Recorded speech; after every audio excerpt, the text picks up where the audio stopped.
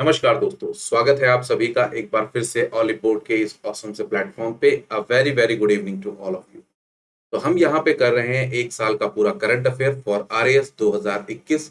और ये current affair दोस्तों आपके दूसरे सभी एग्जाम्स के लिए भी यूजफुल रहेगा, जहाँ पे हम न्यूज़ को, जो भी हमारी मोस्ट इंपॉर्टेंट करंट अफेयर की न्यूज़ थी पिछले एक साल में, उन्हें यहाँ पे हम डिस्कस करते हुए चल रहे हैं।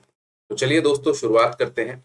और यहाँ पे सबसे पहले हम देखने जा रहे हैं ये पहली न्यूज जो बहुत इंपॉर्टेंट है, जिसमें यहाँ पे कहा गया है कि सिंगापुर अब पहली कंट्री बनने जा रही है जो mega free trade agreement RCEP जो है उसको रेटिफाई करने जा रहा है। तो यहाँ पे रीजनल कॉम्प्रिहेंसिव इकोनॉमिक पार्टनरशिप, ये जो एग्रीमेंट है वर्ल्ड का लार्जेस्ट फ्री ट्रेड एग्रीमेंट है, जिसे कौन यहाँ पे लेड कर रहा है? चाइना लेड कर रहा है। सिंगापुर यहाँ पे पहली कंट्री बनने जा रही है इन 15 कंट्रीज में से जो यहाँ पे इसे क्या करेगी? साइन करने जा रही है। तो बहुत बड़ी न्यूज है ये, क्योंकि आपसे सीधा सीधा क्वेश्चन यहाँ पे पूछा जा सकता है कि आरसीईपी को पहली कंट्री जिसने रेटिफाई किया वो कौन सी है? तो वो है यहाँ पे सिंगापुर। चलिए नेक्स्ट बात करते हैं। यहाँ पे आरईसीपी जो है ये कैसे बनती है? ये आसियान प्लस इसके नॉन आसियान मेंबर्स जो है उन्हें मिला के आरसीपी यहाँ पे बनता है। तो आसियान प्लस 6 और को जोड़ देते हैं तो यहाँ पे हमें आरसीपी देखने को मिलता है। तो यहाँ पे हम देख सकते हैं इसके अंदर कौन कौन सी कंट्रीज है। Myanmar, Thailand, Cambodia, Singapore, Indonesia, New Zealand, Australia, Brunei, Philippines, Vietnam, Laos, Malaysia. और यहाँ पे और कंट्रीज जो आती हैं India, south Korea, Japan, Taiwan, Hong Kong, China, New Zealand और ऑस्ट्रेलिया। नेक्स्ट आगे बात करते हैं अगली न्यूज की तरफ कि सेंट्रल गवर्नमेंट यहाँ पे स्टार्ट करने जा रही है कंस्ट्रक्शन किसका? रावी कैनाल का। चलिए, तो रावी कैनाल का यहाँ पे कंस्ट्रक्शन करने की बात की जा रही है। और यहाँ पे ध्यान रखना है हमें एक चीज का, शाहपुर कांडी डैम प्रोजेक्ट। ठीक है, ये कहाँ पे है ध्यान रखना है हमें? कथुआ, जम्मू में। तो कठुआ का नाम आपने पहले भी सुना होगा। तो यहाँ पे ये इसका क्या होने जा रहा है? रावी कैनाल का निर्माण होने जा रहा है। ठीक है, चलिए, तो इसका यहाँ पे क्या किया गया? अभी फाउंडेशन स्टोन डाला गया है। आगे बात करते हैं अगली न्यूज की तरफ। और ये अगली न्यूज है international day of human space flight, जिसे सेलिब्रेट किया जाता है 12 अप्रैल को हर साल। तो 12 अप्रैल 1961 जो है ये तारीख थी जब पहली ह्यूमन स्पेस फ्लाइट जो है हुई थी, और जिसमें यूरी गागरिन जो थे सोवियत सिटीजन, उन्होंने क्या किया था? पहली बार आउटर स्पेस में गए थे। तो इंसानों के लिए, मनुष्य के लिए ये पहला मौका था जब वो स्पेस में यहाँ पे गया था। तो यूरी गागरिन ऐसे करने वाले पहले व्यक्ति थे। कौन थे? सोवियत सिटीजन थे। इस बात को हमें ध्यान रखना है। चलिए, तो यहाँ पे 12 अप्रैल जो है इसी को ये डेट मानी गई है फर्स्ट स्पेस शटल जिसे छोड़ा गया था STS-1 ऑफ कोलंबिया, तब 1981 में।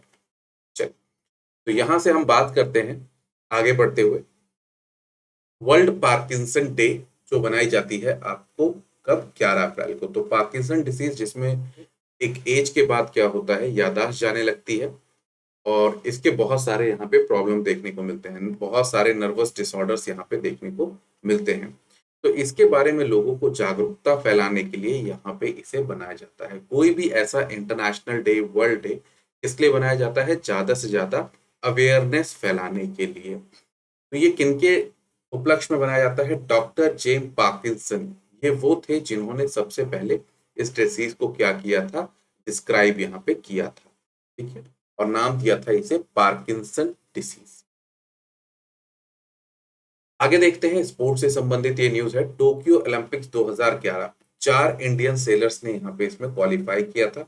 एज सच तो अब तो ओलंपिक्स खत्म हो गए, बट फिर भी उस समय के हिसाब से हम पूरे एक साल का करंट अफेयर कर रहे हैं। तो यहाँ पे कौन कौन थे ध्यान रखिएगा? गणपाथ चेंगप्पा, वरुण ठक्कर, विष्णु श्रवणन। तो इन्होंने यहाँ पे क्या किया था? इसके लिए क्वालिफाई किया था। फिर आते हैं नेत्रा कुमानन, ये पहले इंडियन वुमन सेलर हैं जिन्होंने यहाँ पे ओलंपिक्स के लिए क्या किया? क्वालिफाई किया। तो इसी तरीके से जो भी ये क्वालिफिकेशंस होते हैं ये भी इंपॉर्टेंट होते हैं, बट अब तो ओलंपिक्स खत्म हो गए हैं। तो अब मेनली आपसे पूछा जाएगा केवल जिन्होंने यहाँ पे पदक जीते, उसी से रिलेटेड यहाँ पे न्यूज आपके सामने रही। आगे बात करते हैं पर्सन इन न्यूज की। अगर हम बात करें तो पर्सन इन न्यूज में बहुत इंपॉर्टेंट होता है अगर किसी देश में कोई नए प्राइम मिनिस्टर चुने जाते हैं, ठीक है। तो नए प्राइम मिनिस्टर अगर कहीं पे भी चुने जाते हैं तो वो इंपॉर्टेंट हो जाता है। जैसे यहाँ पे हम देख सकते हैं ओहू मोन्धो महा महामदो, ठीक है। नाम कैसा भी है आपको बोलना नहीं है, मेनली बस ध्यान रखना है ओहू करके कुछ ध्यान रख लें आप। ये प्राइम मिनिस्टर बने हैं कहाँ के, नाइजर के। तो नाइजर के नए प्राइम मिनिस्टर बने हैं, बस आप इतना इन्हें ध्यान रख लें तो आपका काम आराम से चल जाएगा। नेक्स्ट बात करते हैं यहाँ पे, इंडिया ने 100 करोड़ का एक पेट्रोल व्हीकल है जिसका नाम है PS जोरेस्टर। इसको यहाँ पे दिया है किसको, सेशल्स को दिया है। तो इंडिया अपने जो भी यहाँ पे इंडियन ओशन में जितनी भी कंट्रीज हैं इनके साथ रिलेशंस को अच्छा बनाए रखने के लिए कुछ ना कुछ यहाँ पे ग्रांट्स या फिर कोई ना कोई सिक्योरिटी से रिलेटेड कुछ ना कुछ मशीनरी हमेशा देता ही रहता है। तो सेशल्स के साथ यहाँ पे क्या किया है इंडिया ने, गिफ्ट किया है एक PS जोरेस्टर नाम का पेट्रोल व्हीकल। तो ये आप देख सकते हैं पेट्रोल व्हीकल क्या होते हैं, समुद्र का जो भी एरिया है उसमें पेट्रोलिंग के काम आता है। किसी तरीके की पायरेसी हो रही हो या फिर कोई आ रहा हो दुश्मन, ऐसा कुछ भी हो तो यहाँ पे पेट्रोल व्हीकल्स का इसलिए इस्तेमाल किया जा सकता है जैसे आप देख रहे हैं। तो इंडिया क्या करता है, इसी सबसे अपनी देखी चीजों को दोस्ती यारी बना के रखने के लिए ये सब जरूरी होता है इंटरनेशनल रिलेशन। चलिए नेक्स्ट बहुत इंपॉर्टेंट न्यूज है कि एजुकेशन मिनिस्टर्स ने यहाँ पे लॉन्च किया था सार्थक इनिशिएटिव। किस लिए, to implement national education policy. तो यहाँ पे आपसे जो क्वेश्चन पूछा जा सकता है कि यहाँ पे सार्थक एक इनिशिएटिव गवर्नमेंट के द्वारा, सेंट्रल गवर्नमेंट के द्वारा लागू किया गया था, ये किस चीज की इम्प्लीमेंटेशन के लिए था, किस चीज की इम्प्लीमेंटेशन के लिए था। तो आपको इस तरीके से ऑप्शन बना के दे देगा कि एनवायरमेंट प्रोटेक्शन के लिए था, या नेशनल एजुकेशन पॉलिसी के लिए था, या कोल माइनिंग के लिए था, या फिर यहाँ पे मॉनेटरी पॉलिसी से रिलेटेड है। किसी भी तरीके से आपको यहाँ पे क्वेश्चन इसमें बना के मिल जाएंगे। तो ध्यान रखिएगा नेशनल एजुकेशन पॉलिसी जो नई वाली आई है उसको यहाँ पे इम्प्लीमेंट करने के लिए क्या किया गया था, सार्थक इनिशिएटिव गवर्नमेंट के द्वारा यहाँ पे लॉन्च किया गया है। तो इस बात को आपको बहुत अच्छे से ध्यान रखना है। आगे बढ़ते हैं अगली न्यूज की तरफ।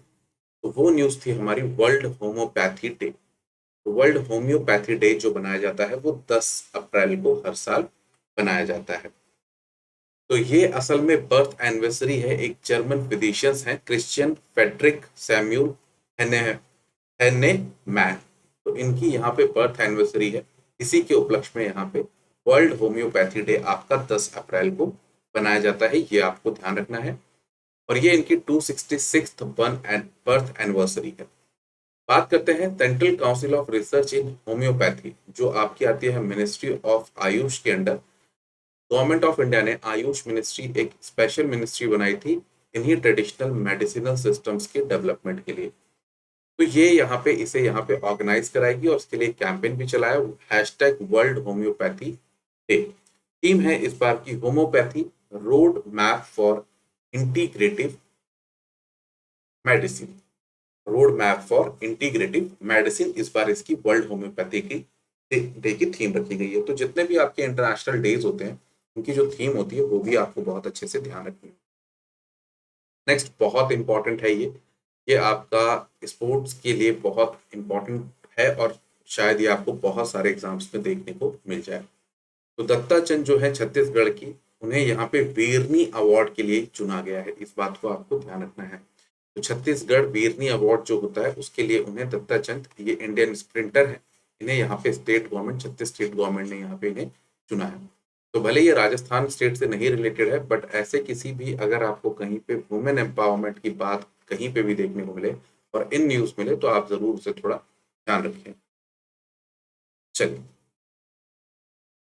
नेक्स्ट बात करते हैं, आशुतोष भारद्वाज को यहाँ पे अवार्ड दिया गया है, कौन सा, देवी शंकर अवस्थी अवार्ड। तो आशुतोष भारद्वाज जी को यहाँ पे देवी शंकर अवस्थी अवार्ड दिया गया है 2020 का। और यहाँ पे इनकी जो किताब है पितृवध, पितृवध जो है इसके लिए यहाँ पे इन्हें दिया गया है जिसका नाम क्या है, डेथ ट्रैप। तो यहाँ पे इस किताब के लिए इन्हें यहाँ पे देवी शंकर अवस्थी अवार्ड दिया गया है।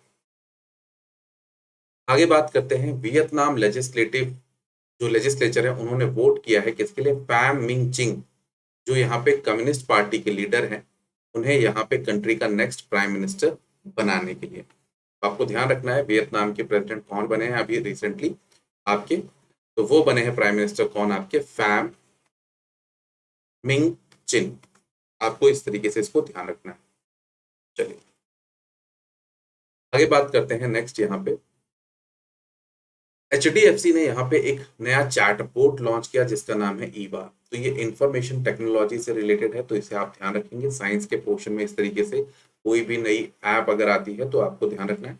तो चैटबॉट क्या होते हैं, वो होते हैं जिसमें आप आराम से क्या कर सकते हैं, एक आर्टिफिशियल इंटेलिजेंस की मदद से आप अपनी क्वेरी पूछ सकते हैं, जैसे ब्लॉक माई डेबिट कार्ड और ये सब कुछ भी आप क्वेश्चन अपनी पूछते रहते हैं और ये चैटबॉट आपको रिप्लाई करता रहता है। तो HDFC ने भी अपना खुद का चैटबॉट लॉन्च किया जिसका नाम है ईवा। तो यहाँ पे आप जाके अपने हेल्प डेस्क पे जाके जो भी मदद मांगना चाहे मांग सकते हैं, आपको ये ऑटोमेटिक तरीके से मदद मिल जाएगी। अगर आपसे पूछे कि ये ईवा क्या है तो आप बता सकते हैं ये एक चैटबॉट है किसका, HDFC का।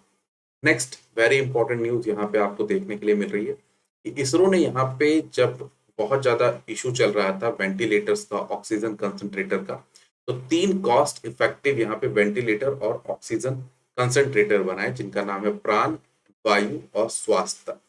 तो ये 3 यहाँ पे आपके वेंटिलेटर ऑक्सीजन कंसंट्रेटर्स को यहाँ पे बनाया किसने, इसरो ने बनाया, ताकि जो यहाँ पे कमी देखने को मिल रही थी बहुत ज्यादा इन सब की, वो यहाँ पे पूरी की जा सके। चलिए, तो कोविड का जब समय बहुत ज्यादा खराब चल रहा था तब इन सब चीजों की जरूरत बहुत ज्यादा पड़ रही थी। उसके बाद अब वैक्सीनेशन ड्राइव अच्छा चल रहा है गवर्नमेंट का, तो इतने ज्यादा बुरे हालात नहीं है। कहा जाता है कि इंडिया भी आएगा तीसरे चौथे पांचवें 10वें जो भी फेज में आएगा, बट अगर हम लोग थोड़ी सी सावधानी बरतें तो सरकार थोड़ा और एक्टिव होके वैक्सीनेशन पास कर दे तो शायद चीजें कंट्रोल में हो जाए। आगे देखते हैं अगली न्यूज यहाँ पे, डॉक्टर तहीरा कुतुबुद्दीन, इन्हें यहाँ पे 15th Sheikh Zayed book award जो है उससे नवाजा गया है। ये नोबेल प्राइज है ऑफ अरब वर्ल्ड। इनकी लेटेस्ट बुक है जिसका नाम है Arabic oration art and function. तो Arabic oration art and function, ये इनकी है रिसेंट नई बुक। नेक्स्ट बात करते हैं, नीति आयोग ने यहाँ पे रिलीज की है एक नई रिपोर्ट जिसका नाम है connected commerce creating a road map for digital inclusive Bharat. तो बस आपको इतना ध्यान रखना है कि ये जो बुक है रिसेंटली एक ये रिपोर्ट है, ये किसने लॉन्च की है, connected commerce creating a road map for a digital inclusive Bharat. तो इसे लॉन्च किसने किया है, आपको बस ये ध्यान रखना है, नीति आयोग ने इसे लॉन्च किया है। चलिए आगे बात करते हैं, शंकर घोष, यहाँ पे इन्हें इलेक्ट किया गया है नेशनल एकेडमी ऑफ साइंस के लिए। तो अगर यहाँ पे किसी भी इंडियन को ऐसी बड़ी पोजीशन के लिए यहाँ पे चुना जाता है तो उन्हें यहाँ पे आपको ध्यान रखना होता है पर्सन इन न्यूज। तो शंकर घोष को नियुक्त किया गया है यहाँ पे नेशनल एकेडमी ऑफ साइंस के लिए चुना गया है। तो नेशनल एकेडमी ऑफ साइंस एक क्या है, नॉन प्रॉफिट प्राइवेट इंस्टीट्यूशन है जो किसके टाइम से स्टार्ट की गई, अब्राहम लिंकन के टाइम से स्टार्ट की गई 1863 में। यहाँ पे देख सकते हैं नेशनल एकेडमी ऑफ साइंस, तो इसमें इंजीनियरिंग, मेडिसिन और रिसर्च काउंसिल तीनों है। चलो आगे बात करते हैं, 1863 से ये स्टार्ट हुई थी। बुक टाइटल जिसका नाम है life in the clock tower valley. तो life in the clock tower valley जो है इस बुक के लेखक हैं शकूर रैदर। तो शकूर रैदर इस बुक के लेखक हैं। तो आपको ध्यान रखना बुक से न्यूज अगर पूछी जाए तो इंपॉर्टेंट बुक होती है, कश्मीर के बारे में इन्होंने यहाँ पे लिखा है। आगे बात करते हैं, बिल नेल्सन जो है यहाँ पे 14th नासा के एडमिनिस्ट्रेटर बनने जा रहे हैं। तब बन चुके हैं, उस समय बन रहे थे, अब बन चुके हैं।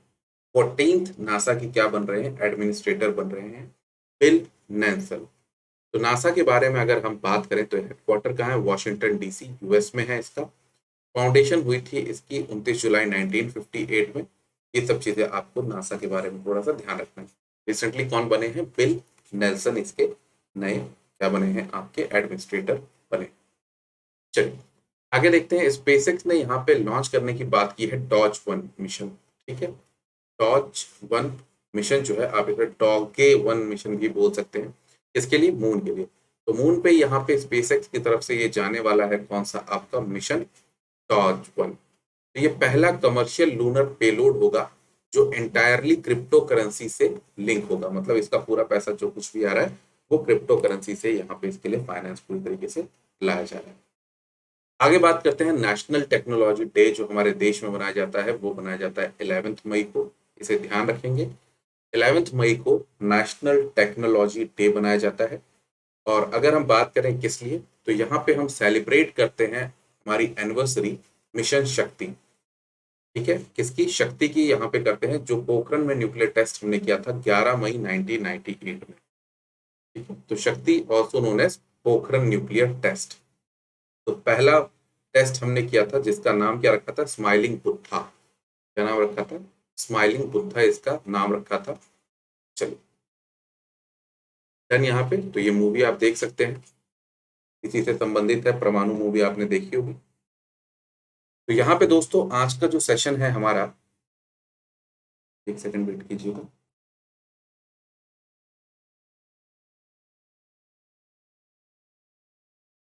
तो आज के सेशन में दोस्तों हम यहाँ पे अपने सेशन को समाप्त करते हैं और चीजों को यहीं पे समाप्त करते हैं अपने परमाणु के साथ, जॉन अब्राहम जी के साथ। मिलेंगे नेक्स्ट सेशन में दोस्तों और इसी तरीके से आगे बढ़ते रहेंगे।